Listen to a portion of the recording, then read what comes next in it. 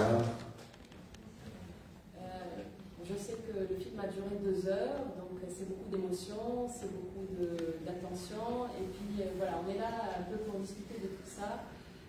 Je vais peut-être, voilà, je vous dis un petit peu le fil conducteur de ce débat. Je vais commencer par poser 2-3 questions, le temps de vous laisser un petit peu digérer le film et préparer vos questions aussi, c'est-à-dire si vous en avez, n'hésitez pas juste à lever la main et vous poserez vos questions. Moi, je vais vite.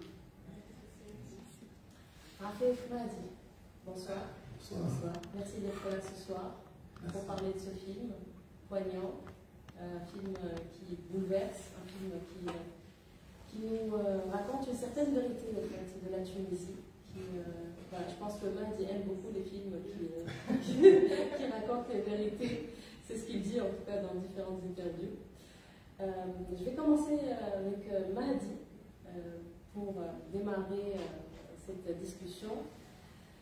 Le film démarre d'un petit déclic, d'un petit moment où donc, le personnage d'Arfek Mahmoud, Amel, est obligé quelque part de trahir ses collègues pour essayer de prendre cet ascenseur social. Alors, est-ce que l'idée principale de Streams est là? C'est-à-dire dénoncer un petit peu la situation des marginalisés, dénoncer un système policier, dénoncer un système social, dénoncer le patriarcat.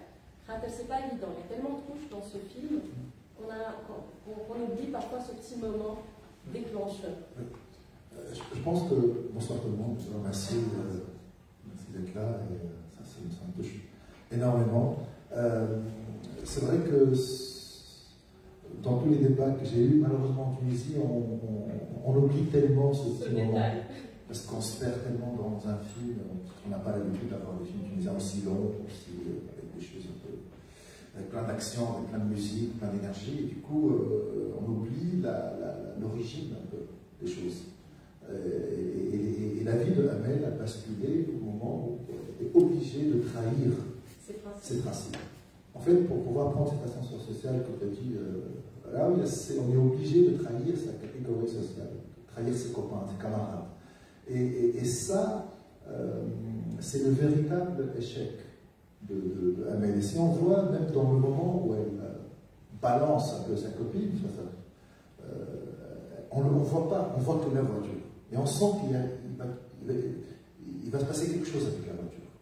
Et même quand elle ouvre, il y a une espèce d'insert très très bon. Enfin, on voit quand même, elle balance, elle est dans un autre monde.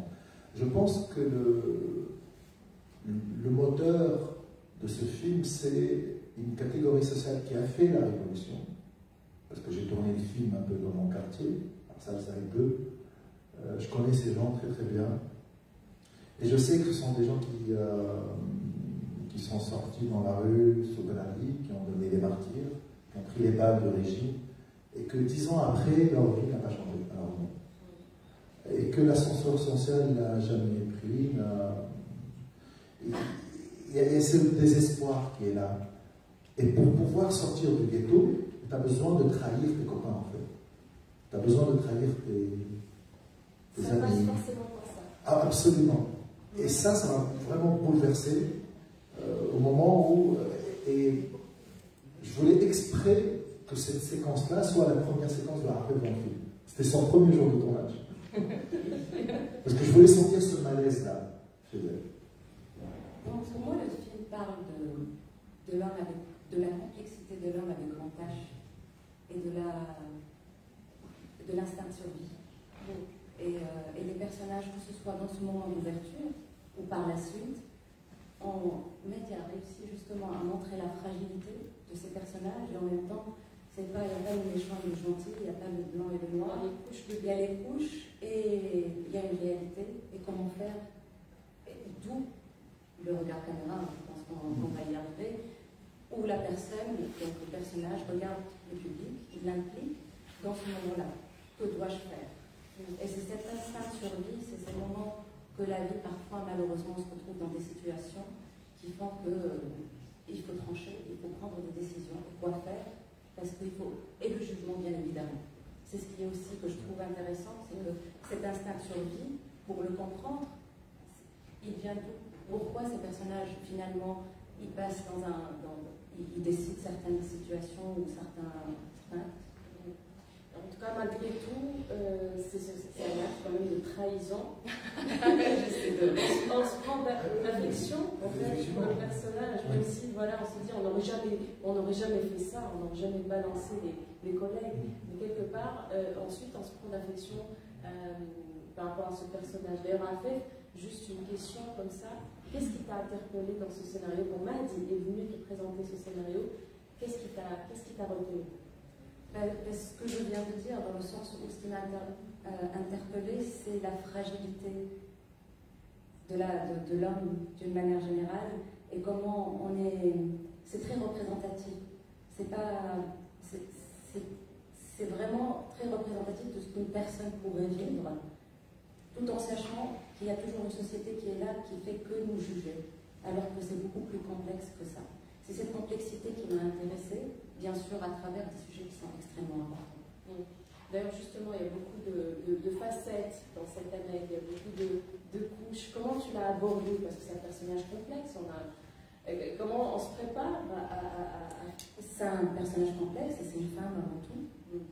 C'est une femme avant tout, et comme toute femme qui n'a pas subi un harcèlement un jour dans sa vie, qui n'a pas subi des choses pareilles dans sa vie. Et c'est toujours la cause de la femme. C'est toujours la cause. Donc, en tant que féministe, peut-être, en tant que femme, ça me touche. Parce que ce qui lui arrive, finalement, elle est victime. Même si elle a trahi son amie, peut-être elle a bien payé. Elle a largement payé. Je vais poser une question à Mahdi et ensuite, voilà, je vous donne un petit peu le lead pour poser vos questions. Pour revenir à Streams et à tout le film de manière globale, on peut dire que c'est un drame social.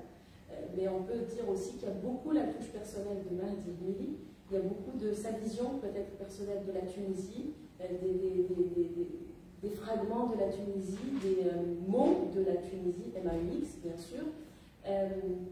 C'était quelle Tunisie que tu voulais montrer?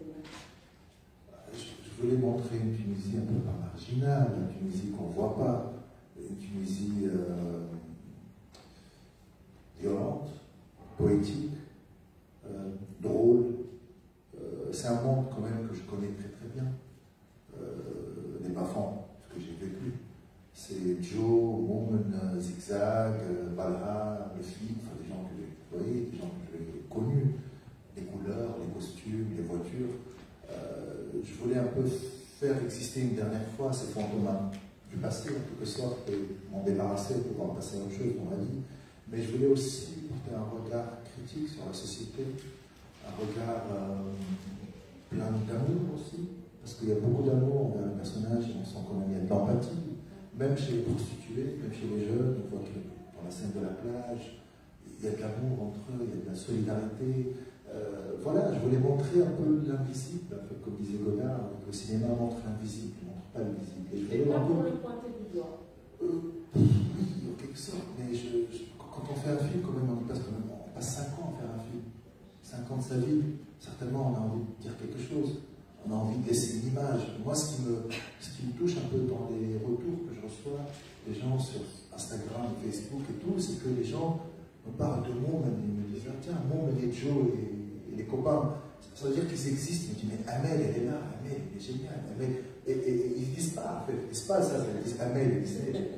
Je trouve qu'on a réussi quand même à montrer des personnages, à créer des personnages et à leur donner une vie.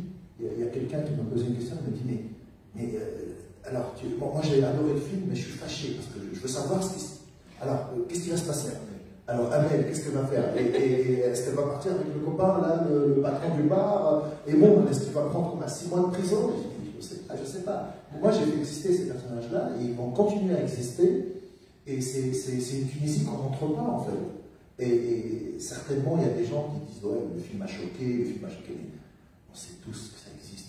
On sait tous que c'est des personnages. Moi, je me suis inspiré de la vie, en fait, enfin, de ma vie. Mais c'est des gens que j'ai connus. Il y a une vérité aussi. Et il y a une sincérité. Et moi, je pense que j'étais jusqu'au boutiste. Je sais pas, j'espère. Oui, je parle parfaitement jusqu'au bout. Justement, Amel, on a l'impression de l'avoir un petit peu croisée quelque part. Est-ce que si tu m'appelles avec Joe,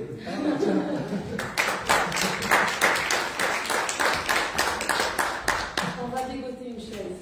Non, moi je suis comme ça. vient de la montagne. Il a le marre de la société, il est parti avec le fric. Voilà, il s'est acheté une baraque avec l'argent de l'euro. Et là, je m'adresse au public et j'ai envie que vous participiez justement à ce débat parce que Amel, comme je disais, on peut la croiser, on peut soupçonner son existence, on peut deviner son quotidien. Est-ce que vous avez, qu'est-ce que vous avez pensé de cet autre univers, de cet univers de la nuit que nous a montré Mahdi? Est-ce que vous saviez qu'il y avait cette Tunisie-là? Comment vous l'avez vécu? Comment vous l'avez pris? Les jeunes et les moins jeunes? Donc je ne sais pas si vous avez des questions par rapport à ça. Est-ce que c'est un film qui vous a un petit peu, c'était un électrochoc ou est-ce que c'était vous attendiez à ça?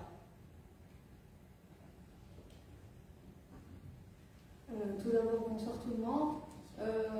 Oui, j'ai une question par rapport à ça. Vous avez dit un électrochoc.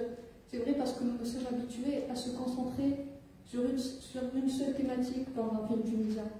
Et je voulais vous poser la question, ça n'a pas été un risque d'aborder plusieurs thématiques, ça n'a pas été un risque de penser qu'à un certain moment on pourrait perdre le public à travers l'enchaînement des thématiques. Voilà, c'est ça. Je pense que j'ai toujours aimé des films qui sont un peu plus grands que la vie. Il y a des films que j'aime, Paris, Texas, ou La vie d'Adèle, des films qui sont un peu plus grands que la vie, qui sont quand même incroyables. Et je voulais quand même dresser un peu le portrait d'une société post-révolution. Je voulais un peu faire, pas la synthèse, mais de raconter un peu les 10 ans post-révolution. Toute la violence que j'ai vue, que moi-même subie, et de pouvoir passer ça au spectateur et de montrer tout ça à travers les deux points de vue. Le point de vue d'une femme, une maman, ouvrière, une certaine classe sociale, et son fils. Il y a une jeunesse post-révolution qui a accès à Internet, qui a envie d'essayer des choses, vivre sa propre sexualité, l'action aussi. Et je voulais aussi... mais je pense que nous avons tort en Tunisie, chaque fois tu montres le personnage d'un homosexuel ou d'un travesti dans un film tunisien, tu traites l'homosexualité. Non, on ne traite pas l'homosexualité dans ce film. Moi, tout ce que je voulais dire, c'est, voilà, il y a des gens qui sont comme ça, des gens que j'ai connus, des gens qui existent. Si on sort sur l'avenue vers l'hôtel B, on va voir qu'il y a des gens comme Joe et Maud qui se prostituent et qui sont des flics qui contrôlent ça. C'est-à-dire, je voulais parler de ces couches sociales, parler de ces atiefs, de ces fantômes, d'où vient le titre du film. Des fantômes qu'on voit, mais on ne leur donne pas leur chance ou bien leur droit d'exister dans la société. C'est les marginaux, parce qu'elle aussi, elle est devenue vraiment un personnage marginal, comme le personnage de Ned, qui se prostitue, qui travaille au cabaret. Je voulais un peu montrer ce monde-là, et c'est l'invisible, montrer aussi un monde qu'on voit peut-être qu'on refuse de voir, parce que quand même dans les réactions, les gens ils disent ouais mais est-ce que ça existe quand même en Tunisie? On sait que ça existe. Mais nous on est tellement hypocrites dans le monde arabe qu'on ne veut surtout pas regarder notre vérité, notre réalité en face. Le film est passé en Tunisie, il est passé avant en Égypte, et les Égyptiens, les retours, c'est que mais quel choc! Est-ce que ça existe en Tunisie? Bien sûr que ça existe en Tunisie. Et tous les Tunisiens savent que ça existe. Je ne pensais pas qu'en Tunisie. Pas seulement en Tunisie, au Maroc, en Algérie, je ne sais pas, dans le monde arabe. Et voilà, nous on pense qu'on vit dans une société complètement parfaite, il n'y a pas de problème, il n'y a pas de prostitution, il n'y a pas d'une femme qui doit balancer sa copine parce qu'elle va avoir accès à sa fonction sociale, il n'y a pas de prostitution, il n'y a pas de dealer. Voilà, c'est ça. Et moi ça me bouleverse quand des gens me disent Mahdi, mais j'ai vu ma mère. J'ai vu ma jeunesse, j'ai vu mes amis. Ça c'est important pour moi. Parce que moi, je pense que j'ai été sincère jusqu'au bout dans ce film. Je n'ai pas triché. J'ai raconté mon histoire, j'ai raconté des choses que j'ai vécues, j'ai raconté ma mère. Et puis, je n'ai pas de regrets. Je pense que cette société, il y a encore des choses pires que ce qu'on voit dans Streams. Mais voilà, tout ce que je pouvais dévoiler, c'était ça. Non, moi je voudrais rajouter que je félicite Mahdi pour son scénario, avant qu'il évolue et devienne un film. C'est une des choses aussi qui m'avait interpellée pour encore enrichir la question. C'est dans le sens où moi je trouve aussi qu'il a choisi de parler de la mère et de son fils. C'est un moment de leur vie, donc c'est un moment de vie de deux personnages avec toute la complexité. Et donc, ce n'est pas juste une seule couche, justement, toutes ces couches qui ont été très très bien travaillées pendant cette phase de scénario, par la suite, bien sûr, évoluer et travailler. Et je trouve qu'une vie n'est pas faite d'une seule chose. Il y a tellement de choses. Donc, comment faire pour trouver un équilibre, pour pouvoir justement rendre la chose réelle et pas juste un sujet qu'on voudrait traiter. Et c'est ce qui nous ramène, c'est ce qui fait que l'on pourrait peut-être aussi s'identifier à un personnage. Parce que ce personnage-là, c'est une personne qui pourrait exister avec tout ce qui existe dans cette vie. Et notre vie, elle est faite de problèmes, elle est faite de thématiques aussi. Elle est faite de besoin d'argent. On voit que l'argent, il est filmé dans le film. Il est là dès le début, il est là vers la fin, il est là sur la table. Et il y a plusieurs thématiques, mais quand on parle d'un certain sujet dans le cinéma arabe, on traite beaucoup de sujets. Mais je pense qu'on traite, mais ces sujets-là, ils font partie de notre vie de tous les jours. Si tu vois ta vie tous les jours, tu as des problèmes de transport, de salaire, de machin, de santé, et c'est ça aussi notre vie. Ça veut dire on peut dans un film parler de plusieurs choses. Donc, notre vie, c'est représenter ce moment de film. Voilà, c'est une manière organique de parler, de montrer la vie de tous les jours. Il y a quelque chose, en fait, pour rebondir sur cette thématique-là, sur cet axe-là. Plusieurs couches ont été traitées, plusieurs thématiques, plusieurs axes, d'accord. Là où je pense, et je trouve, et c'est un avis peut-être personnel, partagé ou pas, où le film s'en sort, c'est c'est le rythme, c'est l'action qu'on trouve. On n'a limite pas le temps de digérer, qu'on est déjà dans une autre, qu'on suit l'action jusqu'au bout, ces 2 heures en ne laissant pas passer. Alors la question c'est, est-ce que ce rythme-là, cette action-là, a été imposée par le fait justement qu'il y ait plusieurs thématiques à traiter, ou est-ce que c'était voulu dès le départ que ce soit un film assez comme ça, intense, assez actif? D'où vient le titre Stream, c'est flux, les torrents. Et je voulais que le départ des courants d'amour, de haine, de violence, d'action. Moi j'aime pas le cinéma que j'aime aussi des films où il y a une énergie dès le départ, il y a quand même un voyage aussi dans la nuit, un voyage dans l'intimité de ces personnages-là. Je voulais parler de toutes ces choses-là, mais raconter dans l'action. Je ne voulais pas des films d'analyse, de statement, en quelque sorte. Voilà, on appelle la citation de Michael Cimino, I don't make films about statements, I make films about people. Et je voulais faire un film sur Ahmed et son fils, et raconter le destin de Ahmed et de son fils. La trahison, l'usine, les copains, Joe, la prostitution, ça fait partie de leur vie, c'est leur arc, c'est sa vie à Ahmed, c'est sa vie à Ahmed, qu'elle rencontre une fille au cabaret, qu'elle rencontre le patron, qu'elle est impliquée dans des poursuites de voitures. Voilà, c'était ça, je voulais raconter une histoire, et puis les thématiques, c'est quoi quand on fait un film, on a envie de juste partager le destin, raconter une histoire, et après, sans prétention. J'aime pas trop la prétention au cinéma. Je veux juste raconter l'histoire d'une femme qui voulait juste que son fils réussisse, et puis montrer comment la société a détruit ce rêve-là. Je voulais vraiment pas culpabiliser la société, mais juste dire à la société, parce qu'à un moment donné de ma vie, je pensais que la société a détruit ma vie, a détruit la vie de ma mère, et je voulais juste me bagarrer un peu avec la société. C'est juste un ring de boxe, c'est ça. Et dire qu'on peut s'en sortir aussi. Oui, parce que j'ai réussi à quitter un peu le ghetto, mais à changer ma vie. Mais c'était grâce à ma mère, c'était grâce à des femmes comme Ahmed. Je voulais aussi rendre hommage à 70% peut-être des femmes tunisiennes qui sont là, qui vivent le même quotidien. On va en parler justement de ces femmes qui vous inspirent, de ce combat, de cette trilogie, justement, parce que, alors, Atief fait partie d'une trilogie. Il y a d'abord Muté la mon amour, où il y a aussi Najla Ben-Abdallah dans le rôle d'une femme qui se bat, une ouvrière, etc. Il y a Atief, et puis il y a le prochain dont on va parler tout à l'heure, les saisons de Jeannette, c'est ça? Les saisons de Jeannette, toujours donc la femme au centre. Juste, est-ce que vous avez une question entre-temps? Ou est-ce que on passe à notre volet par rapport à ça?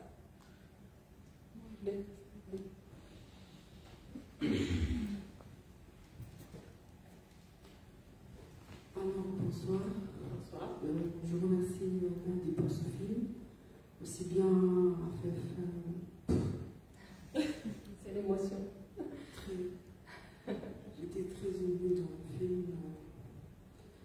il y a des moments où je voulais faire une réaction parce que je suis à la base une actrice.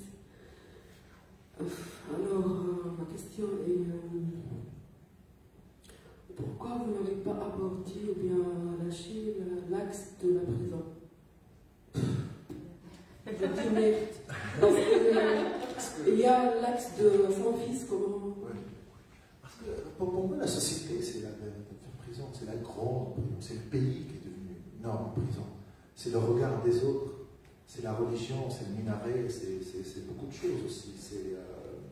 Et on n'a jamais, je pense, dans le scénario, on n'a jamais développé l'axe.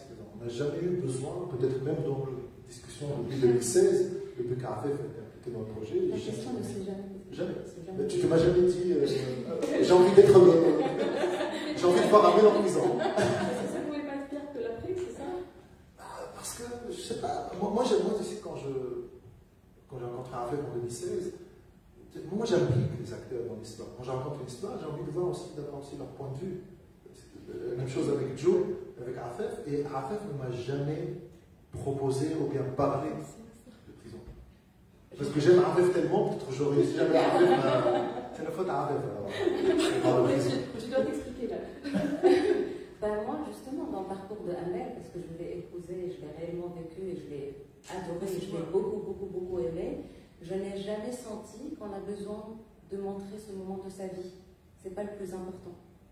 Le plus important, c'est, pour moi en tous les cas, c'est de montrer le plus. Je rejoins Mehdi, le jugement, la société. La société, et en même temps, malgré tout, c'est une femme qui arrive à s'en sortir. Donc, dans la prison, c'est pas ce qui va. Elle est détruite, mais elle a un objectif, elle a un point, elle doit trouver son fils, il faut que son fils réussisse, quoi qu'il arrive. Donc, c'est pas un moment. Pourquoi le montrer? Ça rajouterait rien dans l'histoire. C'est ce que j'ai ressenti aussi. Et c'est la famille qui est la prison. C'est la famille qui, quand elle sort de prison, qu'elle prend dans la voiture, encore dans une autre voiture. Son échec est commencé dans une voiture. Et sa libération, vers la fin, ça va se passer dans une voiture aussi avec Moussa. Et voilà, qu'on la foute encore dans une autre voiture, pour la ramener à la maison. Et tout se passe dans la voiture, même les séquences d'harcèlement aussi. Voilà. Mais bon, voilà, c'est... Alors le casting, parce que c'est impressionnant, on sait que c'est un casting multiple, on sait qu'Arfef de Mahmoud, c'est quelque part un choix qui était préétabli, que vous voyez le rôle de Amel et Arfef, donc on va en parler de ton rôle, mais aussi on va parler de celui de Joe, de celui donc, de Slim Bakar, et de celui il est pas avec nous, donc il est vous voyez.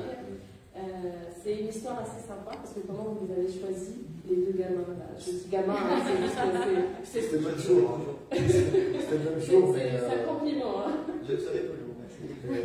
Slim, j'ai fait un casting en 2018, octobre 2018, et Slim est arrivé. Et si tu dois raconter un peu l'histoire, parce que c'est drôle. Le casting, il était fin 2018 ou début Octobre 2018. Et ce jour-là, il y avait, si vous vous souvenez, il y avait l'attentat de la femme qui s'est fait exploser. À la Vierge Libre.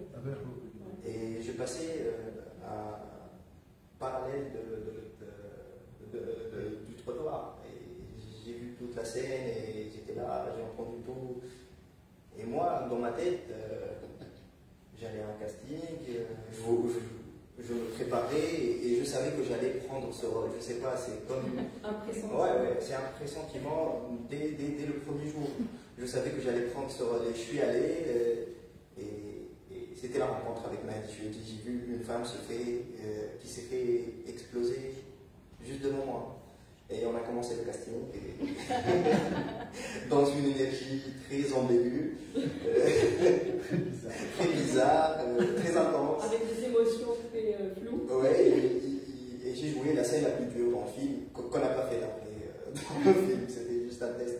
Et Mehdi m'a pris sous son aile, si on peut dire ça. Mais il m'a donné beaucoup de liberté dans ce rôle.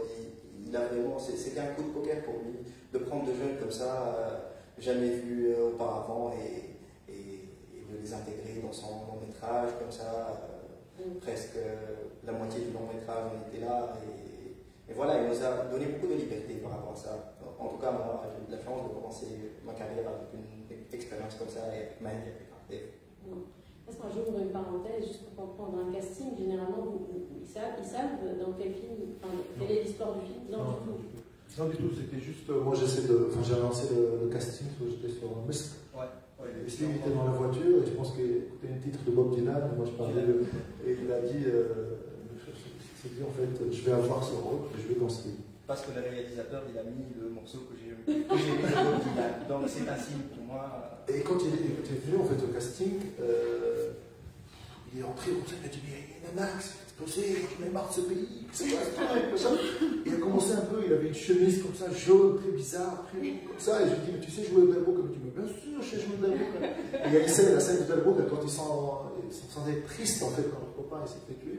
Et du coup, il a commencé à jouer, il a commencé à danser, et je dis, mais il est incroyable ce gars, j'ai jamais vu un truc comme ça. Et c'était lui, Ihem, c'était le dernier jour du tournage, du casting en fait. On a casté presque 300, 400 jeunes. Et puis, il y avait eux, c'était vraiment les deux derniers. Et c'est pour moi, je me suis dit, c'est écrit, c'est le destin. Ils sont arrivés, j'étais complètement désespéré. Je me suis dit, je ne pourrais jamais trouver Joe au monde, c'est quand même incroyable, c'est deux rôles très très forts. Et puis, il y a eu lui et Ihem juste après. Et quand j'ai vu Ihem, je dirais que j'ai regardé les photographes, je me suis dit, mais c'est incroyable. Il y a une petite ressemblance, effectivement. Et puis voilà, le temps était joué. Après, j'ai pris le temps de réécrire le scénario pour lui. Parce que je les ai pris, on est allé à Salah Saïd, on a fait des repérages ensemble, on a eu le temps de devenir amis, on a tourné le film un an après.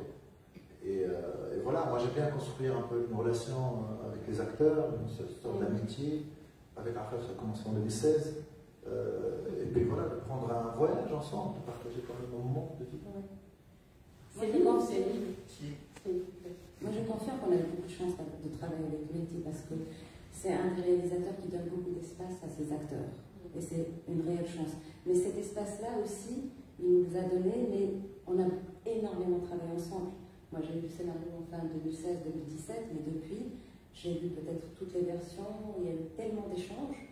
Et c'est ça la vraie direction d'acteur. Le jour où le film commence, c'est là où on fait quelques ajustements, mais c'est pas là où on va commencer à parler à comment elle pourrait être elle-même. Donc je suis arrivée au tournage, et en même temps, ça installe une amitié et une confiance qui fait que cet espace justement qu'il nous a donné, on peut se permettre de se libérer et de sentir les choses.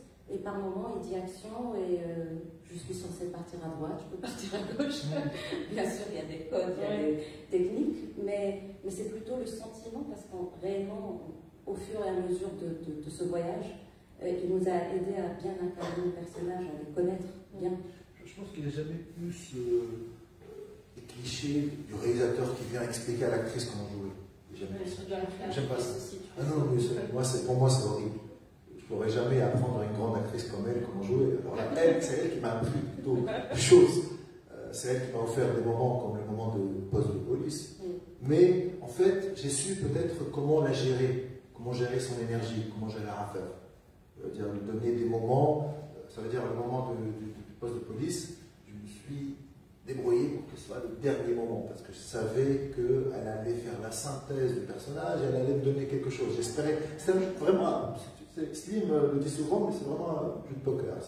Moi je mise, et parfois ça marche, malheureusement. Quand on a Arfaf, Slim et Iheb, ça marche, et ça aussi. Ça peut marcher sur d'autres rôles, mais c'est pas grave. Mais avec les plus grands, on peut essayer des choses.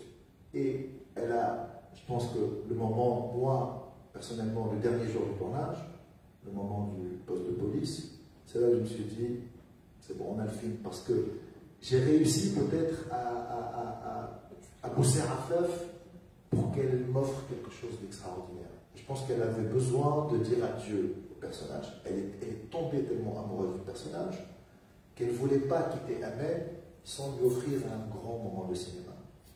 Elle a réussi à trouver ça. C'est un moment aussi où tout ce qui est théorique, tout ce qui est sur le scénario, je l'ai déjà vécu. Donc toute l'injustice que j'avais assimilée au prix par laquelle Amel est passée, je l'ai réellement déjà vécu dans le film. Donc lorsque le moment de police est arrivé, le mec me disait Atlaq Salah et Amel, elle devrait aller en prison, j'ai tellement senti l'injustice, je l'ai senti tellement profondément que j'étais censée, il y avait les deux filles qui étaient juste censées juste me faire sortir. Et là, j'arrivais pas. J'avais envie de bouffer tout le monde. Moi, j'avais juste une assistante qui est juste à côté, elle était en pleurs, elle m'a dit, c'est une grande actrice. C'est une très très grande actrice. C'était ça, c'était pas dans le script, je savais qu'elle allait me donner ça, mais c'est la série, c'est la Half Touch. Et elle arrive à le. Et comme le regard caméra aussi, parce que ça, on l'a trouvé sur le moment même. C'est ça le risque qu'on prend quand on arrive à construire une amitié, qu'on partage, réalisateur et actrice principale, une envie d'essayer des choses. Dans l'histoire du cinéma, c'est rare les regards caméra, il faut les assumer, il faut qu'ils soient bons. Quand on se rappelle les regards caméra dans Un peu de souffle, ou Funny Games, ou Monica Bergman, quand même des regards caméra franchement très forts. Et on avait besoin dans ce film tunisien et d'avoir ce regard-là. Et je pense que c'est grâce à ce regard-là qu'on s'est retrouvé avec Arnaud. Parce que sinon, on serait jamais. Le regard vous a rappelé vos postes de police. Les deux, je pense que je dirais les deux. C'est grâce à elle aussi. Les fesses aussi. C'est grâce à elle. Les fesses de Joe aussi. Il adore montrer ses fesses au cinéma. C'est un travail d'équipe. Mais en même temps, il y avait tellement de complicité. On joue, on est dans le moment, mais il y a tellement aussi de technique qu'il faut maîtriser. Il n'y a pas que l'émotion, il n'y a pas que ça. Et Mehdi, il est tout le temps derrière la caméra, il est tout le temps là, à côté de nous. Et il y a plein de trouvailles. Donc le regard caméra, moi je me rappelle, il était sous la caméra, et le moment était tellement intense, et j'ai pris mon temps, et il donne le temps aussi. J'arrivais pas à revenir à la voiture, j'étais en pleurs, j'étais complètement effondrée, et j'avais la tête en bas, et j'avais envie de lever ma tête. Il était en bas, il m'a senti, il m'a donné l'eau. Et donc c'est venu comme ça de manière naturelle. Donc c'est une harmonie entre les deux, en fait, entre ce que tu pouvais donner à ce moment-là, et puis le choix aussi de filmer cette scène vers la fin. Donc c'est un choix aussi de réalisateur. On sent ces comédiens, on sent ces comédiens. On arrive à. Moi je sens, il y a des moments où je sentais qu'Arfef avait besoin juste de finir et de rentrer. Il y a des moments où elle pouvait me donner autre chose, quelque chose de plus. Et je pense que ça, je l'ai. C'est quelque chose d'instinctif chez moi. Et puis le cinéma que j'aime aussi, c'est un cinéma le cinéma de Cassavetes, de Guichiche, de Diaz, qui est un cinéma quand même qui donne beaucoup de liberté aux comédiens, qui les implique dans le scénario. J'ai aussi impliqué Arfef dans le montage, ça veut dire, et c'est dur, j'imagine que c'est dur, cruel pour elle de se regarder jouer quand même, mais j'essayais aussi voilà, c'est quelqu'un qui a beaucoup de goût, qui aime le cinéma comme moi, qui connaît le cinéma surtout, et qui arrive à faire aussi, c'est drôle, parce qu'elle me dit à des moments, elle me dit, mais il faut les couper. Une autre actrice, elle te dit, mais non, j'ai envie d'être dans le film 120 minutes. Mais non, elle te dit, non, je pense que là, le personnage n'y est pas. Et je pense que ce regard-là, cette distance qu'on arrive à prendre, on était tellement dedans dans le film pendant 3-4 ans, et pendant une année de montage, on est sorti du film, on était là à regarder le film comme des spectateurs. Pas comme elle, comme premier rôle, et moi comme réalisateur. Je pense que c'est ce qui a joué.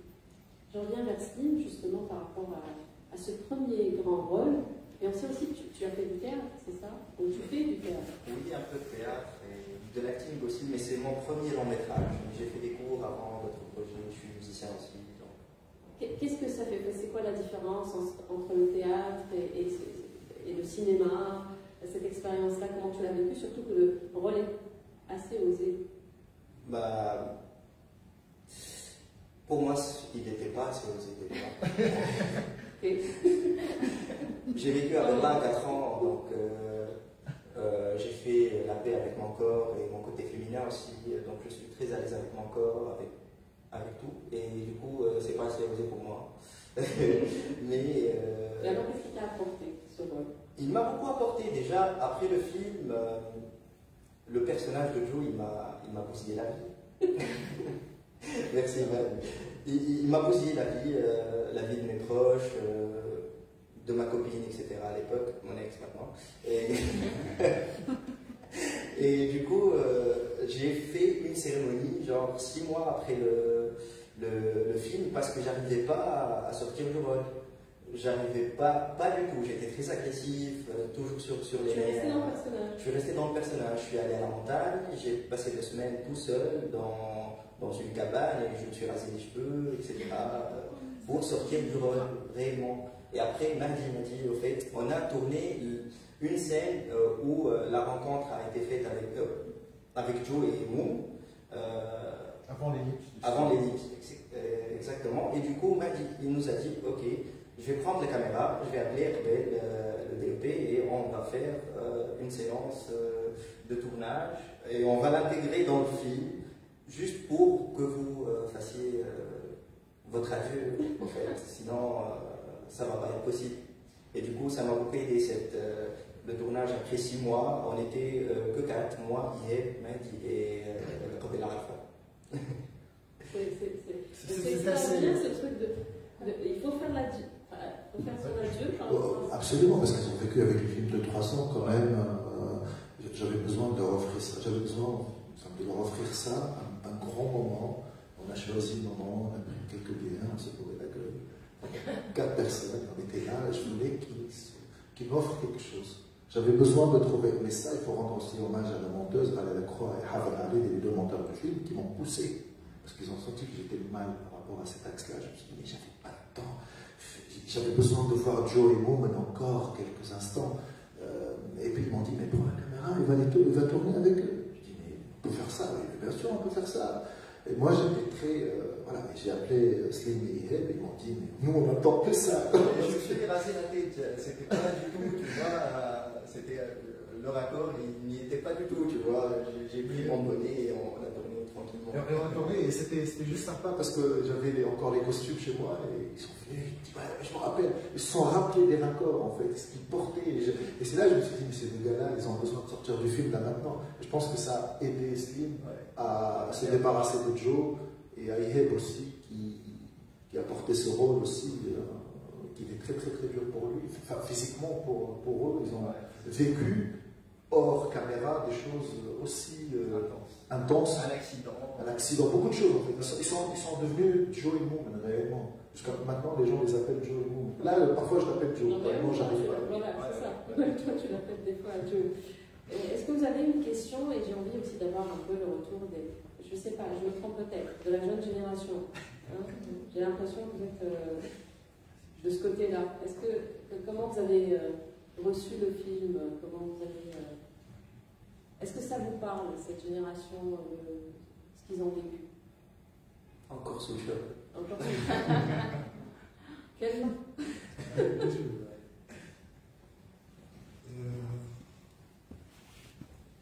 Est-ce que ça vous représente?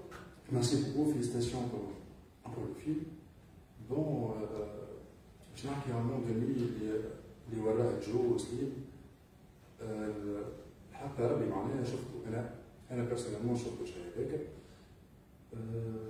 مي زعما ما وليدوش برشا حسب رايي انا معناها ما وليدوش برشا اللي كان ينجم جو يتعرض له هو بيرسونيلمون جو يتعرض له بعد ما وليدو كي ديلور هذاك ما وصلش جو للحق ما وصلش جو معناها وريته معناها شنو ينجم يصير له بعد انا بيرسونيلمون حابين نشوفوا جو معناها شنو ينجم يصير له بعد لا فامille de جو ما ليناهاش. Quand on fait un film, c'est un feuilleton, on ne peut pas vraiment aller beaucoup d'axes comme ça, on raconte. Mais on voit un peu Joe, avec son petit frère, quand tu lui dis rentre à la maison, donne cet argent-là à maman, ne traîne pas dehors, on comprend réellement que Joe c'est un dealer, on comprend. Mais c'est vrai que le cinéma c'est quand même très. On a 2 heures, on ne peut pas raconter plusieurs personnages. Et je pense, moi je voulais plus rester du point de vue de Moon, même quand on rencontre Joe, c'est du point de vue de Moon, la première fois, on voit comment Moon il est à distance, il le regarde, il n'ose pas, on sent qu'il y a un regard, on sent qu'il y a quand même il y a quelque chose qui se passe entre les deux. Et ça, moi personnellement, je l'ai vécu avec des gars cités où j'étais le jeune premier sportif, où il y avait des gars, ces petits criminels, des petits voyous, dealers. Il y avait ce regard-là. Moi, j'étais attiré par ce monde-là parce que je n'étais pas comme eux. Et eux, ils voulaient en quelque sorte être comme moi, le jeune sportif, le premier de sa classe et tout ça. Et je me rappelle du moment où je me suis barré de la maison, le premier, c'était Joe. Bon, il s'appelait Yus, le gars, mais c'était lui. Je voulais juste rester avec lui. Je voulais boire, je voulais picoler, je voulais fumer des joints, je voulais être violent. On était sur la moto, on voulait faire de 400 coups. C'était ça. Et je pense qu'il y avait une attirance. Joe, c'est une projection, ça fait partie de la personnalité de Mo, en quelque sorte, comme le personnage de Nadia. Il fait partie du personnage de personnalité de Amel, en quelque sorte. Amel, elle a envie sur le toit d'être comme Nadia, de se comporter comme Nadia, d'être libre. Quand elle voit Nadia prendre le micro et danser, c'est elle la première qui a envie de sauter. Et c'est ça, en fait, c'est que ces personnages-là, le personnage principal, il y a une partie fragile dans le en quelque sorte. C'était ça, Joe, il fait partie. Joe, c'est comme un fantôme pour moi. Pour moi, Joe, c'est moment je pense que c'est ça aussi dans le cinéma. Mais quand on fait de la télé, là on a un projet de série qu'on développe, et Slim il fera partie de ce projet-là, on va vraiment développer la télé, t'offre 18 heures de drama, mais le cinéma, tu dois raconter une histoire pendant 1h58, 2 heures. Et c'est ça aussi la rigueur et la force du cinéma. Parce que quand on pense à des films comme Laurence d'Arabie, c'est 3 heures, on a l'impression qu'on a vécu dans le désert de notre vie. C'est ça aussi la force du cinéma, que chaque frame compte, chaque moment compte. Quand on coupe le montage, on a eu des discussions des heures et des heures sur le moment de la plage. Est-ce qu'on coupe le moment de la plage? Il est long. Le moment de Rafef quand elle danse, est-ce qu'il faut qu'il soit aussi long? Tu vois, c'est ça le cinéma, c'est chaque seconde, chaque frame compte. Et les débats, tu étais dedans, par exemple, est-ce qu'il y avait des sujets à discorde, on va dire, est-ce qu'il y avait des choses KAFF sur lesquelles tu n'étais pas d'accord ou avant de commencer le tournage? Non, moi je pense que non. On a beaucoup de références cinématographiques, donc le cinéma nous a beaucoup rapprochés dans la vision. On a beaucoup discuté le scénario, le personnage, l'évolution, mais en termes de vision, on était plutôt sur la même longueur d'onde. Je pense que le moment de regard caméra, on a eu une très très longue discussion par rapport à ça. On avait besoin d'arrêter le film en quelque sorte. Parce que c'est la deuxième agression sexuelle qu'elle va subir, mais c'est une agression sexuelle qu'elle va de son gré en quelque sorte. Elle n'est pas enfermée dans la voiture, elle est sortie de la voiture, elle va rentrer dans la voiture. Et c'est là qu'on a longtemps parlé de ça, mais je pense... De comment filmer, comment la filmer. Comment approcher. Et on était tellement stressés, tellement mal à l'aise qu'il fallait trouver quelque chose. Et heureusement, on a trouvé le regard caméra. Parce que si j'avais pas trouvé le regard caméra à l'instant même, je pense que j'aurais coupé la scène, j'aurais fait autre chose. Comme on a coupé beaucoup de choses aussi dans le film. Mais non, je pense qu'on a eu beaucoup de discussions sur le montage après, mais jamais. Jamais. Non, je pense qu'on était complices à 200%. Heureusement pour moi. Par rapport à la femme que tu J'aimerais rebondir sur le mot malaise. Est-ce que vous, en tant que réalisateur, et vous, en fait, en tant qu'actrice, vous ressentez le même malaise que nous, le public, ressentant derrière nos écrans? Oui, bien évidemment, il y a des scènes qui sont difficiles. Donc, il y a un malaise. Comment les approcher? Comment être sincère? Comment ne pas trahir son personnage aussi? Parce que moi, une des choses, justement, dans le parcours de la mère, je dis, Amel, ça reste une mère. Elle est sacrée. Elle fait tout ça pour son fils. Donc, comment approcher ces quelques scènes pour ne pas toucher le sacré qui est cette mère? Donc, bien évidemment, c'est pas lorsqu'on a des séquences qui sont difficiles pareil, il y a un malaise, bien évidemment.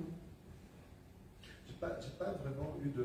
peut-être sur certains moments, mais j'ai eu la chance d'avoir Ral et d'avoir Raphaël aussi, sorte que parfois je parle dans tous les sens, et elles avaient cette aisance, cette fragilité.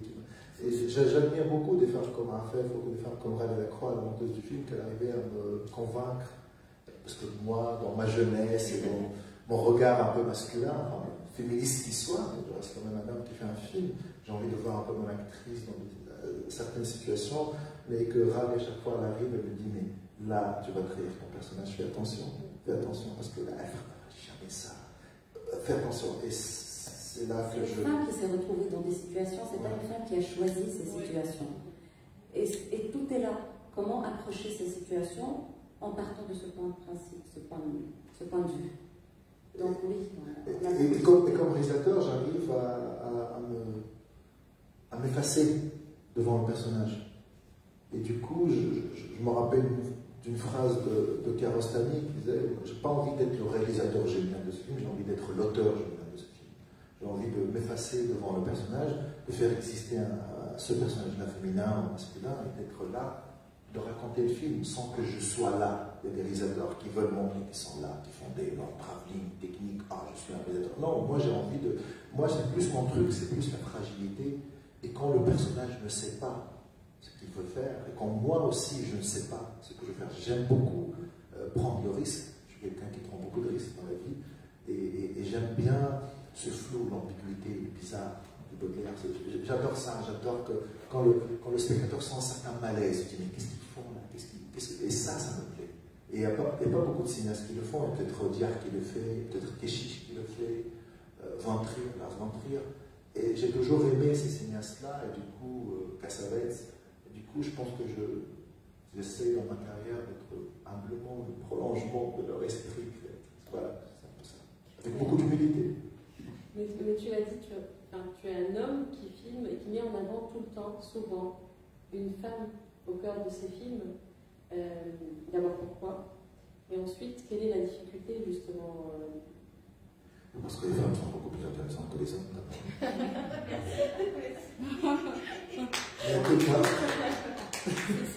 Quand je me regarde dans le mémoire, je ne me vois pas très intéressant. Du coup, je vois avec beaucoup plus intéressant que désolé, c'est libre. Et parce que aussi, j'ai vécu avec des femmes, j'ai jamais eu de frère. Ma relation avec mon père a toujours été difficile. Et j'ai eu mes soeurs, mes tantes, ma grand-mère, des femmes plus fortes.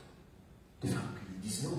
Des femmes qui travaillent à l'usine, qui sont déléguées syndicales, qui assument leur vie, où les hommes sont dans les bars, ou je ne sais pas où. Du coup, j'ai beaucoup admiré dans ma jeunesse les femmes, ce qui fait que ma relation avec les hommes reste toujours complexe.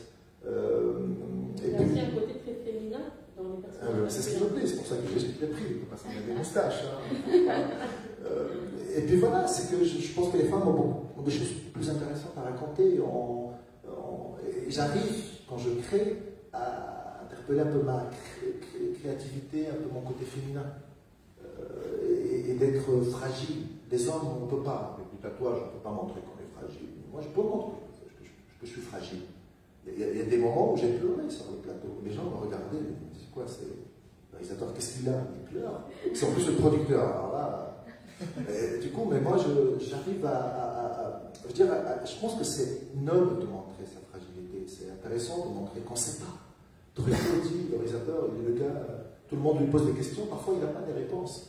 Il cherche, il est comme Cézanne ou comme Monet, il peint sur le motif, il cherche, il est en train d'essayer des choses. Et elle arrive, lui il arrive, il y a des acteurs, mais qu'est-ce qu'il fait? L'assistant il dit, mais qu'est-ce qu'il fait? Le gars il ne sait pas ce qu'il fait, mais elle comprend. Quand je cherche, elle sait.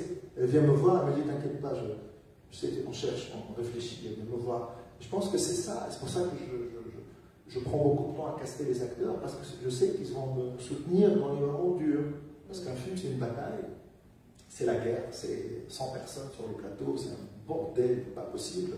Et tu as besoin d'avoir des gens comme Raphaël, comme Slim, comme Miheb, comme Zaza.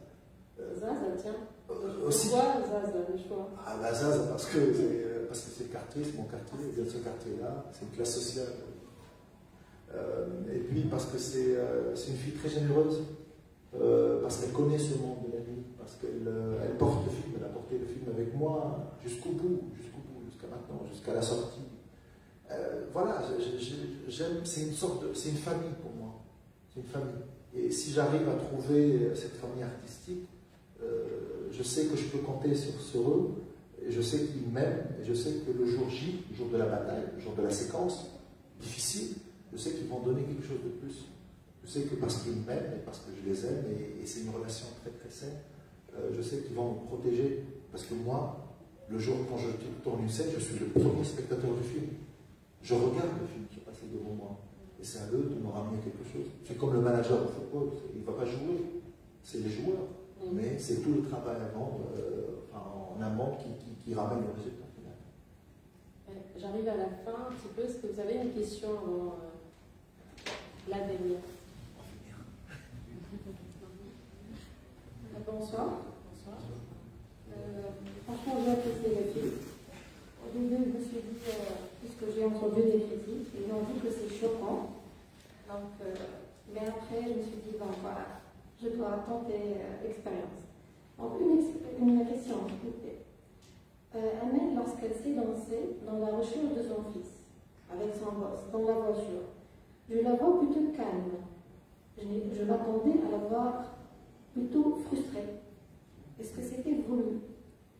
Ça, c'est primo. Secondo, Amel, lors de sa rencontre avec son fils, donc à la fin du film, je m'attendais à une scène plus émouvante, alors que j'ai senti une certaine froideur. Aussi, est-ce que c'était voulu ou... C'est ça. Dans la voiture vers la fin. Dans la voiture. Moi, ce que je voulais, c'est que donner à cette femme prolétaire du peuple que le film entre un peu dans le cinéma de genre vers la fin, qu'impliquer une mère ouvrière dans une usine de textile qui vit à Saïd dans une poursuite de voiture. Je voulais un peu créer cette espèce de... voilà, que ce personnage de Amel soit aussi un personnage de cinéma, ou un peu lui offrir ça. Je voulais aussi lui offrir la possibilité d'une rédemption, d'un mariage, d'une seconde noce, un peu à Hammamet, avec ses feux d'artifice et tout ça. Après, dans les scènes de voiture, je pense que non, je pense qu'on est resté à peu près... Moi, je pense que c'est un personnage qui a beaucoup évolué tout au long du film. Elle arrive à encaisser, voilà. Exactement. Donc, justement, on n'a pas vu la prison, on n'a pas vu les scènes qui ont fait ce qu'elle a subi. Tout est de l'extérieur, mais ce qu'elle a ressenti, ce qu'elle a accumulé, fait d'elle une autre personne vers la fin du film. Donc les réactions, on a réfléchi, on a pensé comment elle, moi, en tout cas, c'est quelque chose sur laquelle j'ai travaillé aussi, même sa démarche, comment elle marche, il y a une évolution. Elle, quelque part, malgré tout, malgré la disparition, malgré la prison, mais c'est une femme aussi qui se retrouve au milieu de tout ça, qui se découvre de nouveau, qui se regarde de nouveau, qui sent qu'elle a le droit de tomber amoureuse, d'être aimée. Il y a une évolution et en même temps elle a appris, parce qu'elle a tellement encaissé, elle a appris à se retenir. Peut-être au début du film, si elle voit son fils tomber, elle va se dire je ne sais pas ce qu'elle va faire. Mais vers la fin, c'est plus la retenue. C'est la vie, ce qu'elle a fait. C'est une évolution du personnage. Et vers la fin, quand elle regarde son fils, et c'est ces deux parcours qu'on a suivis qui se rejoignent, quelque part, il n'y a plus de mots à se dire, il n'y a plus rien à se dire. Le plus important, c'est qu'elle l'a retrouvé. Parce qu'elle aussi, elle a encaissé. Elle aussi, elle a vécu des choses. Et elle le voit sur son visage. Elle voit les coups, elle voit le sang, elle voit tout ça. Qu'est-ce qu'elle pourrait dire de plus? Le plus important, c'est son fils. Et puis voilà, je pense que... Et ça se passe dans une voiture aussi. C'est sa rédemption qui est prolongée dans cette voiture-là. C'est pour ça que dès qu'elle sort, il y a ce mariage. Il y a la chanson de You Never Walk Alone de Liverpool, on voit la tête de Mohamed Salah, le footballeur arabe qui a un peu réussi. Elle voit un peu son fils. Elle fume une clope et elle part dans ce mariage-là. Il y a cet homme-là qui vient et elle se lâche. Pendant 2 heures, elle a couru, elle a tout essayé pour trouver son fils. Elle est montée dans des voitures avec des hommes, elle s'est amusée et qu'elle arrive à se lâcher. Et ça aussi, c'est le cinéma. C'est les contes de la lune vague après la pluie de Mizoguchi, c'est la femme d'à côté de Truffaut, quand Fanny Ardant la nuit dans les mains de Gérard Depardieu. C'était ça aussi, ce moment-là. C'était qu'elle se lâche et qu'on sent que cet homme-là l'aime. Parce qu'on sent que c'est un moment aussi très beau, très poétique, que j'aime beaucoup. C'est un personnage qui a beaucoup évolué tout au long de ce voyage. Donc elle ne pourrait pas réagir et jouer de la même manière au début, lorsque dans la première injustice, elle s'est lâchée, elle a crié, elle voulait frapper. Mais après, qu'est-ce qu'elle va faire de plus? C'est ce qu'on peut dire qu'elle est devenue plutôt dépressive, donc c'est moins d'expression, moins d'émotion, tout ça. Non, au contraire, tout est intérieur. Tout est intérieur. Lorsqu'on a mal, et il n'y a plus de mots à dire, il n'y a plus de réaction. Je pense qu'elle a commencé le film forte. Voilà. Mais vers la fin, elle est devenue très forte. Elle est devenue très forte. Elle a fermé la porte devant ce mec-là qui voulait coucher avec elle. Et elle avait le désir, elle voulait coucher avec lui. Elle a temporisé. Elle a appris à dire non. Elle a appris à dire non. Et puis vers la fin, puis la scène, et je voulais aussi, est-ce que Ral est aussi la monteuse du film, c'est que quand ils se chamaillent dans la voiture, c'est comme un couple en fait. Il dit, mais t'aurais dû aller par là. Et on sent qu'il y a quand même une vie de couple possible pour Moussa et Amel.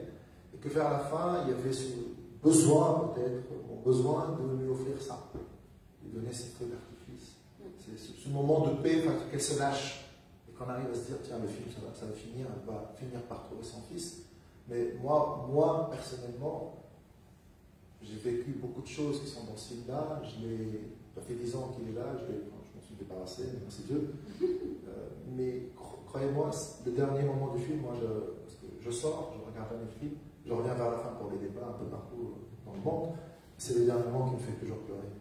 Parce que j'ai vécu ça, parce que je trouve que Rafef, elle a réussi à dire à son fils, je suis là, n'aie pas peur, je te lâcherai plus jamais. Et je pense qu'elle arrive à lui dire ça, elle arrive à pleurer et à sourire. Voilà, et je pense qu'Arafat, elle a réussi le jour même, le jour J, quand on a tourné cette scène-là, c'était les derniers jours du tournage. Bon, mais il avait pleuré, il était fatigué, et je voulais exprès qu'il tourne cette scène-là, parce qu'il n'avait plus rien. Il était fatigué, il est allé jusqu'au bout de lui-même, sa descente aux enfers, et Arafat, je pense que j'allais lui expliquer, je lui dire, mais je ne sais pas. Parce que moi, quand je dis à quelque chose, je dis, je ne sais pas. Elle me dit, oui, non, elle va essayer des choses, et après, elle me dit, je la regarde, j'étais juste à côté. Et je me rappelle qu'on était tous les trois en pleurs, en larmes, parce qu'on a senti que. Moi, au contraire, moi, je trouve que c'est une scène qui me bouleverse. Et ma mère, le jour de la sortie, le 19, elle a vu le film pour la première fois. Elle a pleuré. Elle m'a dit. Elle a pleuré parce que je lui ai dit des films, mais elle a pleuré parce qu'elle m'a dit, mais ta comédienne était juste incroyable. Parce qu'elle est arrivée à me. J'ai senti, c'est bon, j'ai compris dans son rire, tu sais, elle a souri, elle a pleuré. Et Arafaf, elle a fait un peu comme dans Les Nuits de Kabyle et de Fellini, quand Juliette Amassine, vers la fin, elle s'est fait enlever son argent, elle perd son amoureux, et il y a ces jeunes-là qui sortent, qui jouent de la musique, et elle sourit, et elle pleure, et elle regarde la caméra. Je pense qu'Arafaf, elle a réussi à m'offrir quelque chose au-delà. Mais en même temps, comme elle dit, je ne sais pas, moi aussi je le dis souvent, je ne sais pas, elle me dit, qu'est-ce que tu vas faire? Je lui dis, je ne sais pas. C'est au moment de l'action, c'est vivre le moment, et moi-même, je ne sais pas dans ce moment-là, si réellement je vais crier et vouloir taper le monsieur, ou le flic, ou au contraire, je dis non, je sens pas ça. Je sens qu'elle ne peut pas se lever, elle peut pas, elle n'a pas la force. Et c'est des choses que j'essaie de vivre d'une manière sincère, après, je ne sais pas. C'est beau. J'ai beaucoup aimé, j'ai apprécié le jeu des yeux. C'est quand vous avez ça dans le jargon du cinéma. Patrick Blaini, j'ai beaucoup aimé ça. Franchement, bravo. Merci. Une dernière question? Une dernière.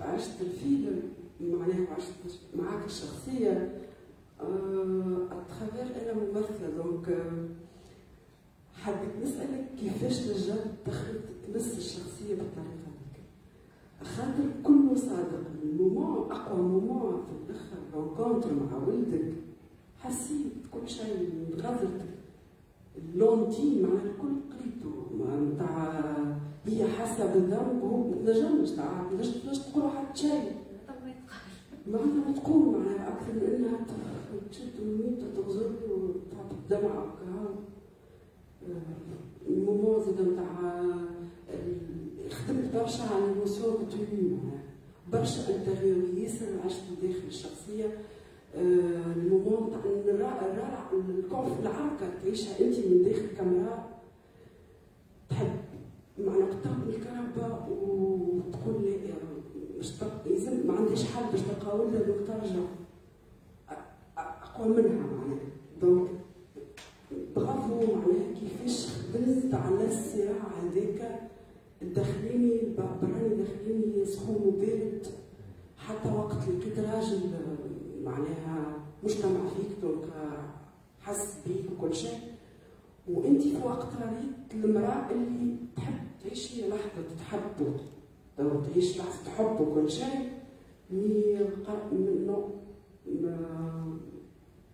Pour moi, la chose la plus importante, c'est la construction du personnage. Pour moi, il n'y a pas de silence dans le cinéma. Il y a le dit, il y a le non-dit. Et le non-dit, c'est un texte qui se dit. Et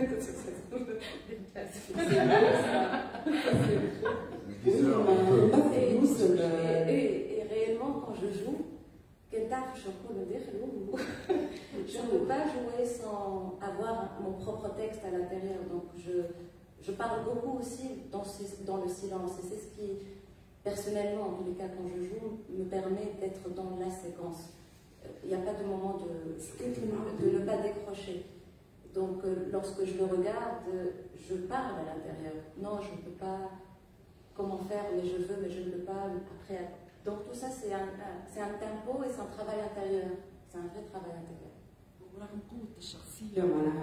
Un personnage très complexe, une barche en sobriété. Ça, il faut lui rendre hommage parce que on a décidé, elle et moi, de ne jamais répéter sur ce film. On a pris les décisions pour le moment même. Et c'est ça sa force. Parce que c'est un risque énorme qu'elle prend et que j'ai pris aussi. Parce qu'avec certains acteurs, ça ne marche pas. On les coupe du montage. Et si tu fais ça avec ton actrice principale qui a 2 heures de film, c'est dur. Mais c'est aussi l'avantage, parce que Mendechel, je sais, je ne lui parle pas, je sais. Elle se raconte le film dans sa tête, elle arrive à vivre, à monter le film en fait dans sa tête. Parce qu'elle est aussi cinéaste, elle est aussi productrice, elle sait ce que c'est, elle connaît le cinéma. Du coup, elle décompose le film, chaque moment, elle arrive à le construire à part. Et elle arrive à te donner, pour le montage, des choses déjà montées. Et c'est ça, c'est parce qu'elle est incroyable. C'est parce que moi j'ai vu les rushs, l'autre elle n'a pas vu, elle n'a pas vu les rushs du film, mais elle arrive à donner le moment film marqué.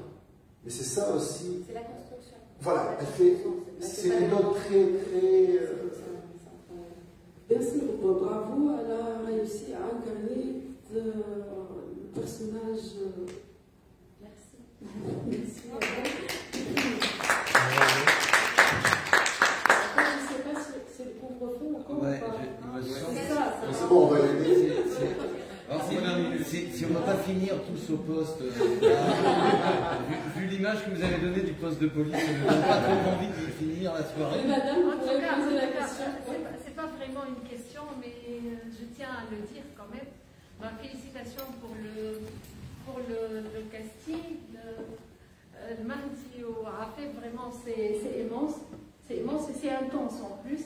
Mais juste pour revenir à l'âge de Mahdi, ما كانش présent, ما حبش نكون présent, mais moi personnellement j'ai senti اللي عفاف malgré الحاجات اللي شافتها بالكل من اول الفيلم واللي تخيلت انها باش تشوفهم, il y a toujours quelque chose qui la protège. معناتها la protection, j'ai senti la protection de l'actrice principale. J'ai senti ça, je ne sais pas si c'est voulu ou non.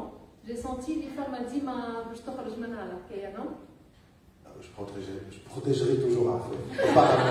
Mais ça trouve, je protégerai toujours Afef et Amel.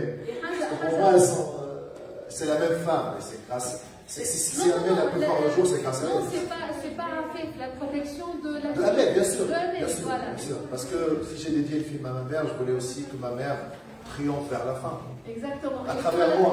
Et pour la dernière scène, c'était pour moi de l'assurance et pas de la froideur. Ah ben merci. Merci à vous. Merci à vous. Merci.